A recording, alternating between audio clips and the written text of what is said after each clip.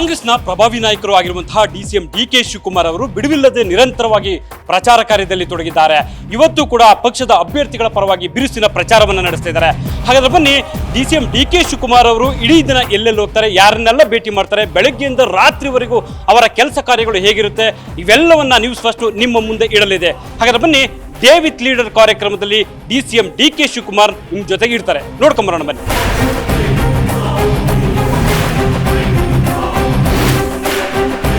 DCM DK Shivakumar ಅವರು ಯಾಕಂದ್ರೆ ದಿನ ಬೆಳಗ್ಗೆ ಎದ್ದ ತಕ್ಷಣ ಪೇಪರ್ ಓದುವಂಥದ್ದು, ಎಲ್ಲ ವಿದ್ಯಮಾನಗಳನ್ನ ಏನೇನು ಆಗ್ತಿದೆ ಅನ್ನುವಂಥದ್ದು, ರಾಜ್ಯ ರಾಷ್ಟ್ರದ ವಿದ್ಯಮಾನಗಳನ್ನ ತಿಳಿಯುವಂಥದ್ದು ಪ್ರತಿನಿತ್ಯ ಇದು ಹಾಗೆ ಆಗುವಂಥದ್ದು. Hi sir, good morning sir. ನಮಸ್ಕಾರ. ಹೇಗಿದ್ದೀರಾ sir? First class, big strength, ದೊಡ್ಡ ಶೋ, ಯಶಸ್ಸು. ಸರ್, ವಿಧಾನಸಭಾ ಚುನಾವಣೆ ನಂತರ ಲೋಕಸಭಾ ಚುನಾವಣೆ, ಸೊ ಎಲ್ಲೆಲ್ಲಿ ಇವಾಗ ಪ್ರಚಾರ ಮಾಡ್ತಾ ಇದ್ದಾರೆ, ಹೇಗೆ ನಡೀತಿದೆ ಸರ್ ಪ್ರಚಾರ? ಎಲ್ಲ ಗಾಡಿಯಲ್ಲಿ ಮಾತಾಡೋಣ ನಡೀರಿ. ಎಸ್, ನಾವು ಕೂಡ ಡಿಸಿಎಂ ಡಿಕೆ ಶಿವಕುಮಾರ್ ಅವರ ಹಿಂದೆ ಫಾಲೋ ಅಪ್ ಮಾಡ್ಕೊಂಡು ಹೋಗೋಣ ಬನ್ನಿ.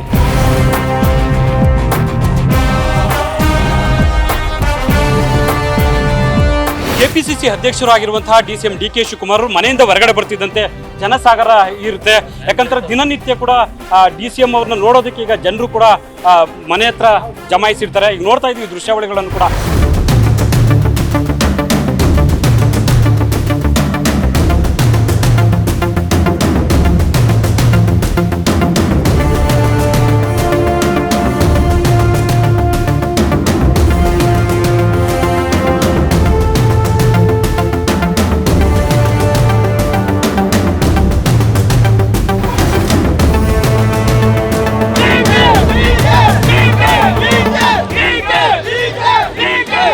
ಸಮಯ 10:30 ಆಗಿದೆ. ಡಿಸಿಎಂ ಡಿಕೆ ಶಿವಕುಮಾರ್ ಈಗಷ್ಟೇ ಕೂಡ ಆನೇಕಲ್ಗೆ ಬಂದಿರುವಂತದ್ದು. ಸೊ ಆನೇಕಲ್ಗೆ ಬರ್ತಿದ್ದಂತೆ ಕಾರ್ಯಕರ್ತರು ಎಲ್ಲರೂ ಕೂಡ ಭರ್ಜರಿಯಾಗಿ ಸ್ವಾಗತವನ್ನು ಮಾಡ್ಕೊಂಡಿದ್ದಾರೆ.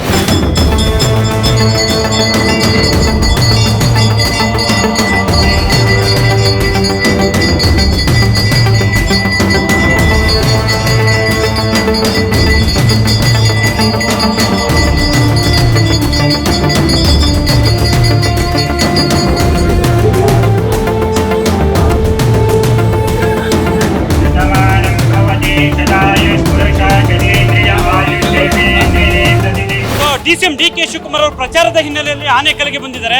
ಆನೇಕಲ್ಗೆ ಪ್ರವೇಶ ಮಾಡ್ತಿದ್ದಂತೆ ಚೌಡೇಶ್ವರಿ ದೇವಾಲಯಕ್ಕೆ ಭೇಟಿಯನ್ನು ಕೊಟ್ಟಿದ್ದಾರೆ. ದೇವಾಲಯದಲ್ಲಿ ವಿಶೇಷ ಪೂಜೆಯನ್ನು ಸಲ್ಲಿಸಿದ್ದಾರೆ. ಕಾರ್ಯಕರ್ತರು, ಅಭಿಮಾನಿಗಳು ಎಲ್ಲರೂ ಕೂಡ ಈಗ ದೊಡ್ಡ ಸಂಖ್ಯೆಯಲ್ಲಿ ಸೇರಿದ್ದಾರೆ.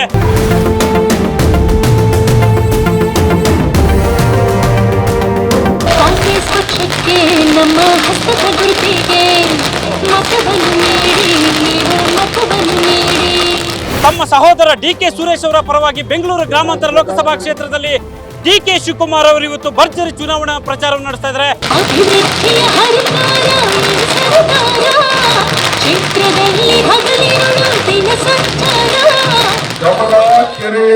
ಚಂದ, ತೆನೆ ಒಳದಲ್ಲಿದ್ದರೆ ಚಂದ, ಈ ದಾನ ಧರ್ಮ ಮಾಡುವ ಕೈ ಅಧಿಕಾರಿಗಳಿಗೆ ಮಾತ್ರ ಚಂದ ಅಂತ. ಹಂಗೆ ಈ ದಾನ ಧರ್ಮ ಮಾಡುವ ಕೈ ಅಧಿಕಾರ ಇದ್ದಕ್ಕೆ ಇವತ್ತು ನಾವು 5 ಗ್ಯಾರಂಟಿಗಳ ಕೊಟ್ಟು ನನ್ನ ತಾಯಿಯರಿಗೆ 2,000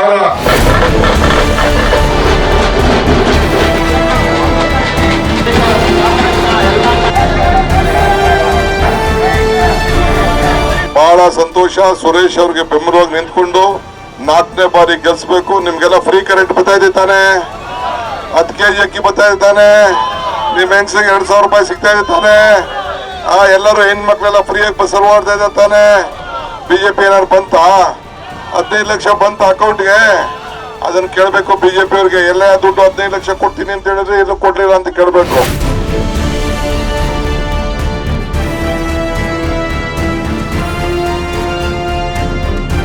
ಆನೇಕಲ್ನಲ್ಲಿ ಭರ್ಜರಿ ಚುನಾವಣಾ ಪ್ರಚಾರ ನಡೆಸಿರುವಂತಹ ಡಿಸಿಎಂ ಡಿಕೆ ಶಿವಕುಮಾರ್ ಅವರು ತಮ್ಮ ಸಹೋದರ ಡಿಕೆ ಸುರೇಶ್ ಅವರ ಪರವಾಗಿ ಮತ ಶಿಕಾರಿಯನ್ನು ನಡೆಸಿದ್ದಾರೆ.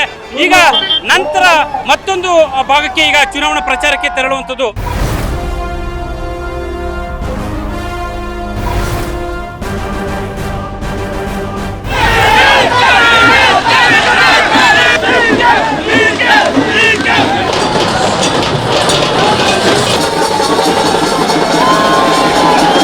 ಈಗ ಸಮಯ ಸರಿಸುಮಾರು 1 ಗಂಟೆ ಆಗಿದೆ. ಆನೇಕಲ್ ಬಳಿಕ ನೇರವಾಗಿ ಅತ್ತಿಬೆಲೆಗೆ ಡಿಸಿಎಂ ಡಿ.ಕೆ. ಶಿವಕುಮಾರ್ ಬಂದಿದ್ದಾರೆ. ಇಲ್ಲಿ ಭರ್ಜರಿ ಸ್ವಾಗತ ಸಿಕ್ಕಿದೆ. ಬೃಹತ್ ಹಾರ ಹಾಕುವ ಮೂಲಕ ಕಾರ್ಯಕರ್ತರು ಅಭಿಮಾನಿಗಳು ಡಿಸಿಎಂ ಡಿ.ಕೆ. ಶಿವಕುಮಾರ್ ಅವರನ್ನ ಬರಮಾಡಿಕೊಂಡಿದ್ದಾರೆ. ಇಲ್ಲಿ ತಮ್ಮ ಸಹೋದರರ ಪರವಾಗಿ ಇಲ್ಲೂ ಕೂಡ ತೆರೆದ ವಾಹನಲ್ಲಿ ಬೃಹತ್ ಮತಯಾಚನೆ ಕೂಡ ಈಗ ಡಿಸಿಎಂ ಡಿ.ಕೆ. ಶಿವಕುಮಾರ್ ಅವರು ನಡೆಸ್ತಿದ್ದಾರೆ.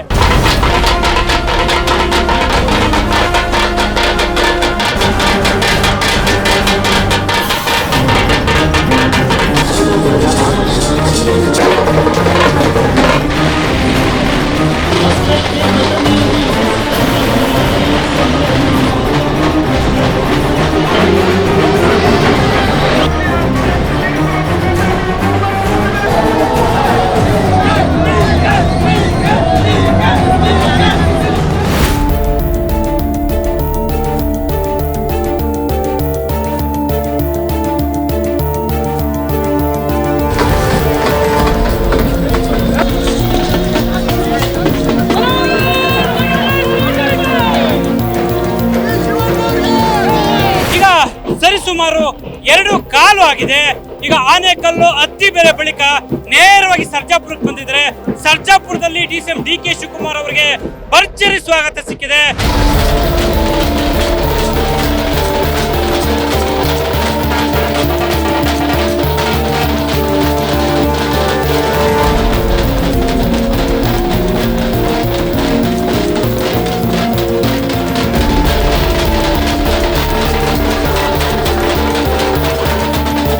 ಹಿಂದೆ ದೇವೇಗೌಡರು ಕೂಡ ಎಂಪಿ ನಿಂತಿದ್ರು, ಕುಮಾರಸ್ವಾಮಿ ಕೂಡ ಎಂಪಿ ನಿಂತಿದ್ರು. ಎಂಪಿ ನಿಂತಾಗ ಯಾರು ಒಂದು ಸತಿ ನಿಮ್ ಊರ್ ಬಾಗ್ಲಿಗೆ ಬಂದು ಈ ಸರ್ಜಾಪುರದಲ್ಲಿ ಬಂದು ನಾನು ಎಲ್ಲಿ ನಿಂತಿದ್ದೀನಿ ನಿಂತು ಏನಾರು ನಿಮ್ ಕಷ್ಟ ಸುಖ ಕೇಳಿದಾರ ಇಲ್ವಾ? ಅದಕ್ಕೆ ಪ್ರಶ್ನೆಯನ್ನ ತಾವ್ ಹೇಳ್ಬೇಕು.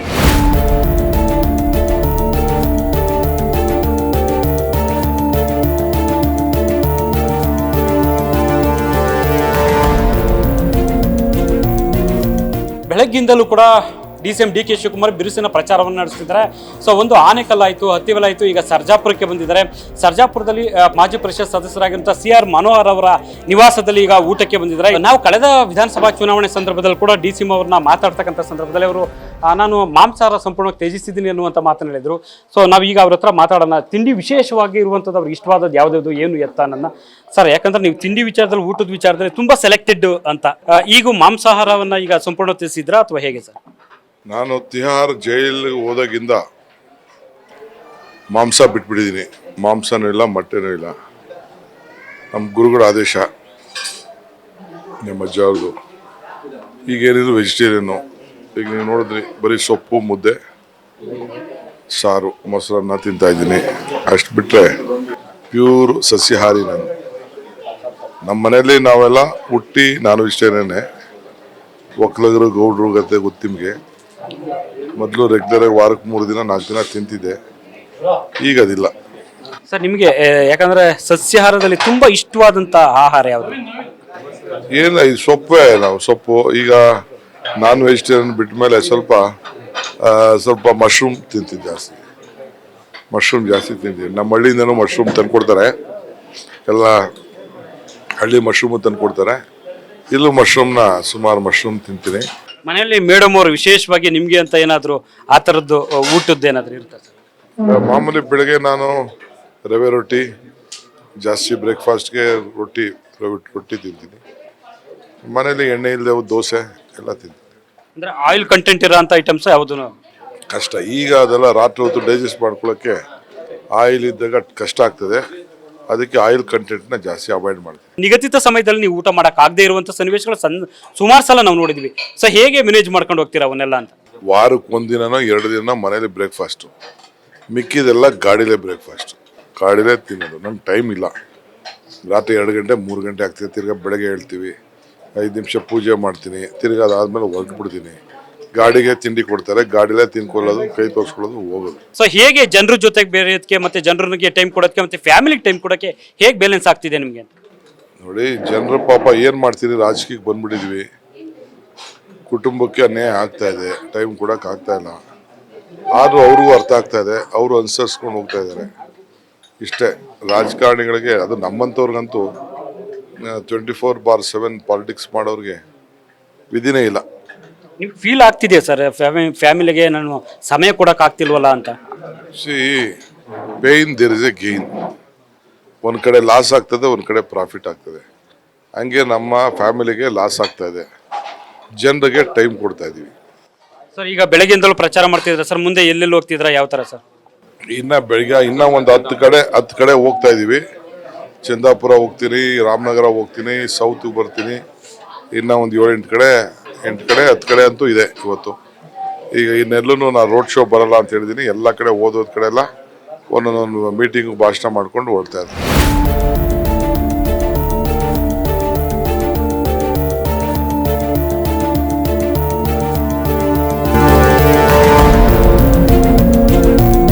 ಅತ್ತಿಬೆಲೆ ಬಳಿಕ ಈಗ ಧ್ವಂಸಂದ್ರಕ್ಕೆ ಬಂದಿದ್ದೀವಿ. ಈಗ ಸರಿಸುಮಾರು 4 ಗಂಟೆ ಆಗಿದೆ. DCM DK ಶಿವಕುಮಾರ್ ಈಗಷ್ಟೇ ಕೂಡ ಧ್ವಂಸಂದ್ರದಲ್ಲಿ ಪ್ರಚಾರ ಕಾರ್ಯವನ್ನು ಮುಗಿಸಿದ್ದಾರೆ. ಈಗ ಮುಂದೆ ಮಾಗಡಿ ಕಡೆಗೆ ಪ್ರಯಾಣವನ್ನು ಬೆಳೆಸ್ತಾ ಇದ್ದಾರೆ.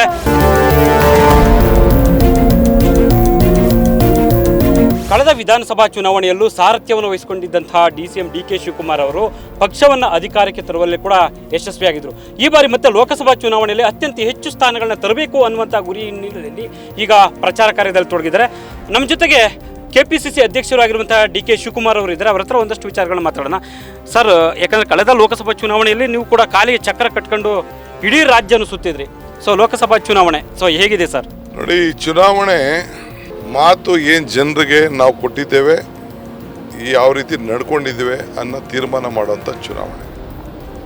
ಈ ಚುನಾವಣೆ ಜನರ ಬದುಕಿನ ಬಗ್ಗೆ ಯೋಚನೆ ಮಾಡ್ತಾರಂಥ ಒಂದು ಚುನಾವಣೆ. ಅದಕ್ಕೆ ಹೋದ ಎಲೆಕ್ಷನಲ್ಲಿ ಮೋದಿ ಗ್ಯಾರಂಟಿ ಬಗ್ಗೆ ಮಾತಾಡಲಿಲ್ಲ. ಈಗ ಗ್ಯಾರಂಟಿ ನನ್ನ ಕಾರ್ಯಕ್ರಮ ಗ್ಯಾರಂಟಿ ಅಂತ ಹೇಳ್ತಾ ಇದ್ದಾರೆ. ಅಂದರೆ ಜನರಿಗೆ ಭರವಸೆ ಮೂಡಿಸ್ಲಿಕ್ಕೆ ಪ್ರಯತ್ನ ಮಾಡ್ತಾ ಇದ್ದಾರೆ. ನಮ್ದು ಹಂಗಿಲ್ಲ.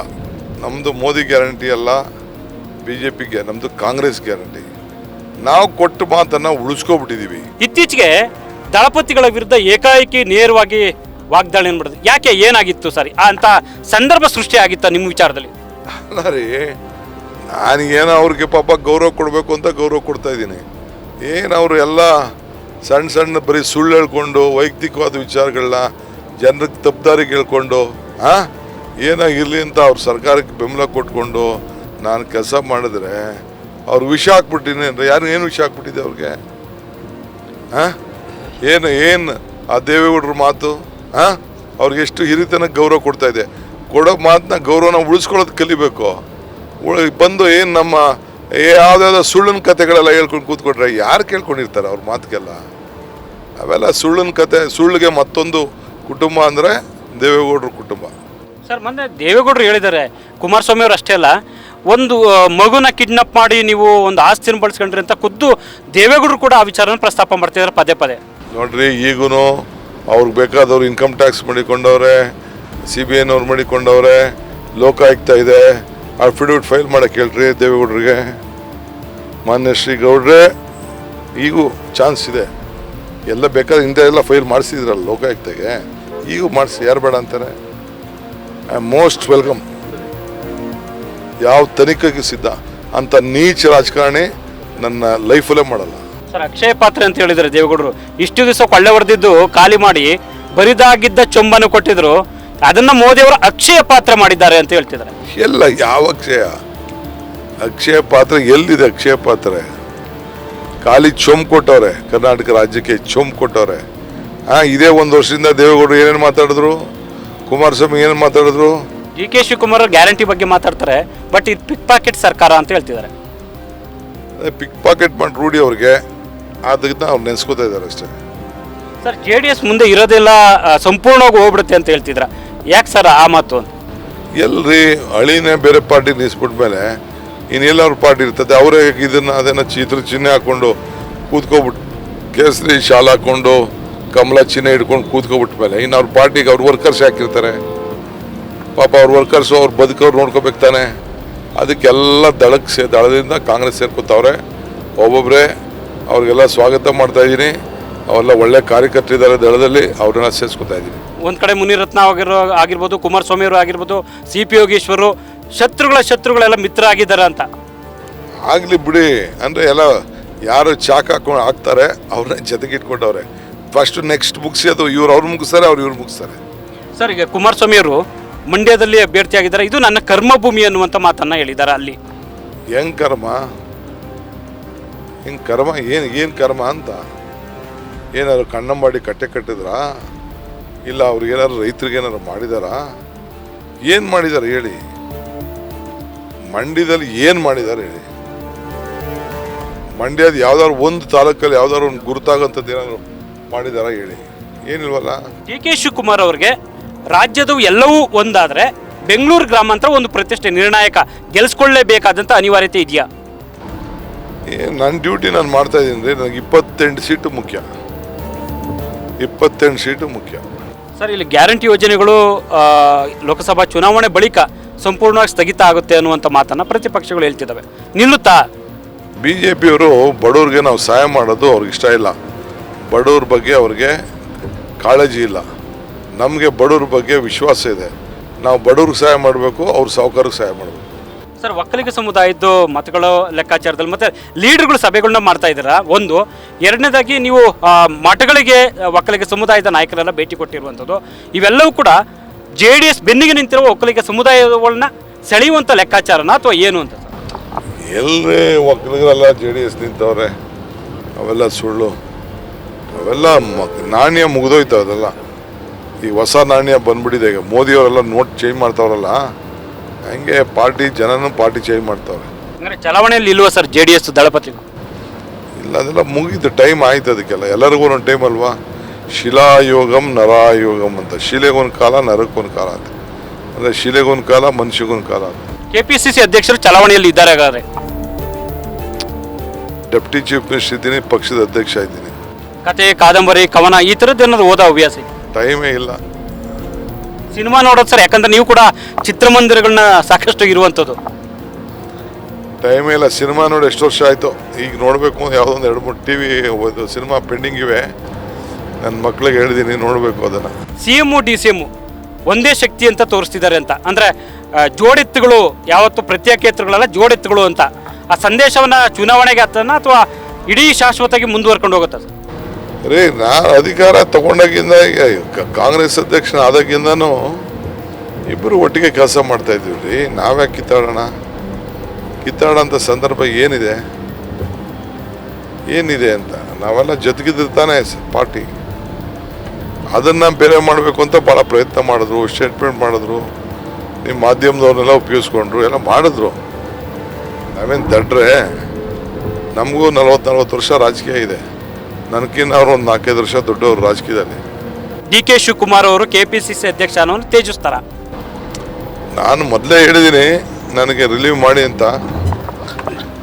ಬಟ್ ಖರ್ಗೆ ಸಾಹೇಬರು, ರಾಹುಲ್ ಗಾಂಧಿ ಅವರೆಲ್ಲ ಬೇಡ, ಪಾರ್ಲಿಮೆಂಟ್ ಎಲೆಕ್ಷನ್ ನಡೆಸು ಅಂತ ಹೇಳಿದ್ದಾರೆ. ನಡೆಸ್ತಾ ಇದ್ದೀನಿ.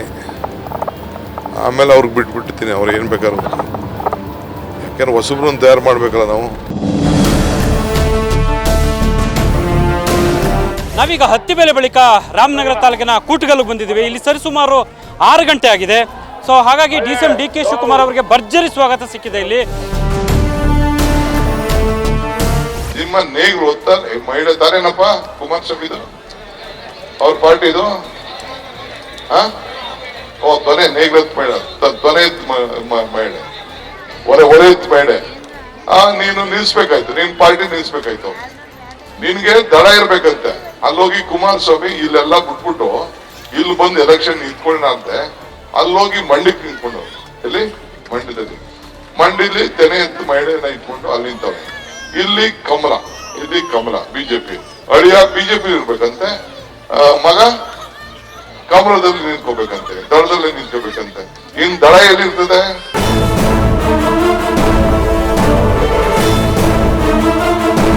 ಈಗ ಮಾಗಡಿ ವಿಧಾನಸಭಾ ಕ್ಷೇತ್ರದ ಕೂಟಗಲ್ಲಿಂದ ನೇರವಾಗಿ ಬಿಡದಿಗೆ DCM DK ಶಿವಕುಮಾರ್ ಅವರು ಎಂಟ್ರಿ ಆಗಿದ್ದಾರೆ.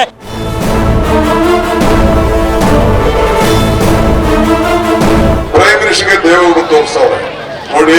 DK ಚೆಂಬು ಇಟ್ಟು ತೋರಿಸ್ಬಿಟ್ಟವ್ರೆ, ನೀವೇನು ಮಾಡ್ಲಿಲ್ಲ, ಅದಕ್ಕೆ ಚೆಂಬು ಅಂತದ್ದು ಇರೋದೇ ಹೇಳ್ತಾ ಇದ್ದೀನಪ್ಪ. ನಮ್ಮ ಹಳ್ಳಿ ಭಾಷೆಯಲ್ಲಿ ಏನ್ ಹೇಳ್ಬೋದು? ಈಗ ನಾವು ನಮ್ಮ ಹಳ್ಳಿ ಭಾಷೆಯಲ್ಲಿ ನಾನು ಚೆಂಬು ಅಂತ ಹೇಳ್ತಾ ಇದ್ದೀನಿ. ಅವ್ರ ಮಗ ಕುಮಾರಸ್ವಾಮಿ ಏನ್ ಹೇಳ್ದ? ನಮ್ಮ ಹೆಣ್ಮಕ್ಳು ತಾಯಿಂದಿರು ದಾರಿ ತಪ್ಪಿದವ್ರೆ ಅಂತ. ಯಾರೋ ದಾರಿ ತಪ್ಪಿದಾರ? ಏನ್ರವ ಯಾರು ದಾರಿ ತಪ್ಪಿದಾರ? ಮರ್ಯಾದೆ ಮಕ್ಕಳು ಮಂತನ ಮಕ್ಕಳು ಯಾರು ಈ ಮಾತು ಮಾತಾಡ್ತಾರ? ಅದಕ್ಕೆ ಉತ್ತರ ಯಾವಾಗ ಹೇಳ್ಬೇಕು ನೀವು? 26ನೇ ತಾರೀಕು ಹೇಳ್ಬೇಕು. DCM DK ಶಿವಕುಮಾರ್ ಬೆಳಗ್ಗೆಯಿಂದಲೂ ಕೂಡ ನಿರಂತರವಾಗಿ ಪ್ರಚಾರ ಕಾರ್ಯದಲ್ಲಿ ತೊಡಗಿದ್ದಾರೆ. ಈಗ ಬಿಡದಿ ಬಳಿಕ ನೇರವಾಗಿ ಬೆಂಗಳೂರು ದಕ್ಷಿಣದ ತುರಹಳ್ಳಿ ಸಮೀಪದ ಒಂದು ಅಪಾರ್ಟ್ಮೆಂಟ್ಗೆ ಬಂದಿದ್ದಾರೆ. Whatever we promise, it is your right. ಇದೇನಿಲ್ಲ, ನಿಮ್ ರೈಟ್ ಇದು. ನಾವು ಕೊಡ್ಬೇಕಂತ ನಮ್ ಡ್ಯೂಟಿ. ಇಷ್ಟು ದಿನ ಆಗದೆ ಹೋದ ಕೆಲಸನ ನಾನು ಮಾಡ್ಕೊಡ್ತೀನಿ ಅನ್ನೋ ಮಾತನ್ನ ಇವತ್ತು ನೇರವಾಗಿ ನಿಮ್ಗೆ ಹೇಳ್ತಾ ಇದ್ದೀನಿ.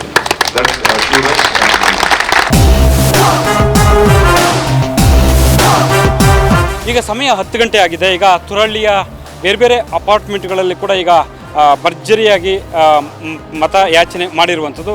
ಸಮಯ ಕೂಡ ಈಗ 10 ಗಂಟೆ ಆಗಿರುವಂಥ ಕಾರಣಕ್ಕಾಗಿ ಈಗ ಸದ್ಯದ ಮಟ್ಟಿಗೆ ಈಗ ಮುಗಿಸ್ತಾ ಇರುವಂಥದ್ದು ಮತಯಾಚನೆ ಅನ್ನುವಂಥದ್ದು.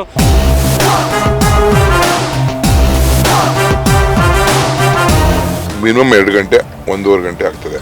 ಮಲಗಬೇಕಾದ್ರೆ ಏನೋ ಒಂದು ಅಷ್ಟಿಂದ ಮಲಗಬೇಕು ಅನಿಸ್ತದೆ. ವಿಧಿನೇ ಇಲ್ಲ ಅಂದ್ರೆ ನಿದ್ರೆ ಬರಲ್ಲ. ಏನು ರಾಜಕೀಯ ಕಟ್ಕೊಬಿಟ್ಟಿದ್ದೀವಲ್ಲಪ್ಪ. ನೀವು ಬಂದು ನೋಡಿ, ಕಾಯ್ತಾ ಇರ್ತಾರೆ. ಹಳ್ಳಿಯಿಂದ ಬೇರೆ ಬೇರೆ ಡಿಸ್ಟ್ರಿಕ್ಸಿಂದ ಬಂದು ಕಾಯ್ತಾ ಇರ್ತಾರೆ. ಅಟ್ಲೀಸ್ಟ್ ಅವ್ರ ಗೌರವಕಾರ ನಾವು ಪಾಪ ಮೀಟ್ ಮಾಡಿ ಅವ್ರ ಪ್ರಾಬ್ಲಮ್ ಏನು ಅಂತ ಕೇಳಲೇಬೇಕು.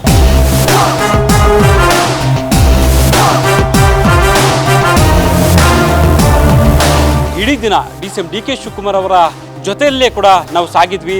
ಸೊ ಬೆಳಗ್ಗೆ 9 ಗಂಟೆಗೆ ಈ ಸದಾಶಿವನಗರದ ನಿವಾಸದಿಂದ ಹೊರಟಿರುವಂಥದ್ದು. ಈಗ 12 ಗಂಟೆ ಆಗಿದೆ, ವಾಪಸ್ ಕೂಡ ನಿವಾಸಕ್ಕೆ ಬಂದಿದ್ದೀವಿ. ಬೆಂಗಳೂರು ಗ್ರಾಮಾಂತರ ಲೋಕಸಭಾ ಕ್ಷೇತ್ರದಲ್ಲಿ ನಿರಂತರವಾಗಿ ಕೂಡ ಚುನಾವಣಾ ಪ್ರಚಾರ ನಡೆಸಿದರೆ ಸುಮಾರು 20ಕ್ಕೂ ಹೆಚ್ಚು ಕಡೆ ಅವರು ನಿರಂತರವಾಗಿ ನಿರರ್ಗಳವಾಗಿ ಚುನಾವಣಾ ಪ್ರಚಾರವನ್ನು ನಡೆಸಿದರೆ ಆ ಮೂಲಕ ಮತದಾರರನ್ನು ಸೆಳೆಯುವಂಥ ಒಂದು ಪ್ರಯತ್ನವನ್ನು DCM DK ಶಿವಕುಮಾರ್ ಅವರು ಮಾಡಿದ್ದಾರೆ. ನಿರಂತರ ಸುದ್ದಿಗಾಗಿ ನೋಡ್ತಾ ಇರಿ ನ್ಯೂಸ್ ಫಾಸ್ಟ್.